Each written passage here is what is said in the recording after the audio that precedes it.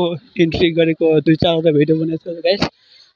हामीले चाहिँ अब मेरो पछाडि यहाँ सबैजना थुप्रै देख्नुहुन्छ। हामी हिँड्दैछौँ। अब पार्क पुग्ने तयारी अवस्था भइरहेछ। धेरै माया गर्नुहुन्छ है। यहाँ चाहिँ हामीसँग अब स्ट्यान्ड नभएको कारणले हल्का अलि अप्ठ्यारो भएको कारण छ। पछाडि मेरो ब्याकग्राउन्डमा चाहिँ देख्नुहुन्छ ब्लग्स सन्जु परियार टिकापुर पार्कमा चाहिँ फलो लाइक कमेन्ट सेयर गरिदिनु होला। लाइभमा नबसेको कारणले केही समयपछि हामी लाइक गर्नेछौँ। अनि यहाँ पछाडि हामी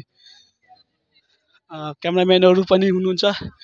1-2 शब्द हामी क्यामेराम्यानहरूसँग पनि हामी कुराकानी गर्नेछौँ। सबैजना हामी ठिक छौँ। फोटो यहाँ चाहिँ हाम्रो क्यामेराम्यानहरू हुनुहुन्छ।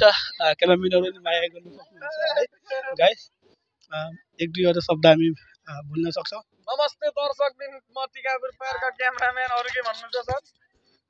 यहाँ चाहिँ कस्तो छ भन्ने यहाँको अवस्था एकदमै गम्भीर छ हजुर।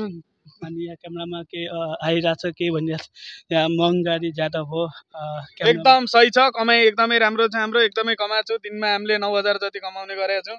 टिकापुर पार्कमा एकदमै राम्रो कमाइ छ। बाहिरबाट क्यामेराम्यान आउनुहुन्छ भने आउन सक्नुहुन्छ।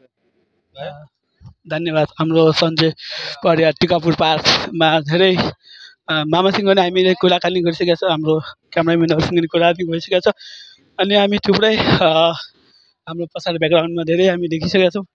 अब यति भन्दै हामी अब नदीको साइडमा पनि धेरै रमाइलो छ जानेछौँ।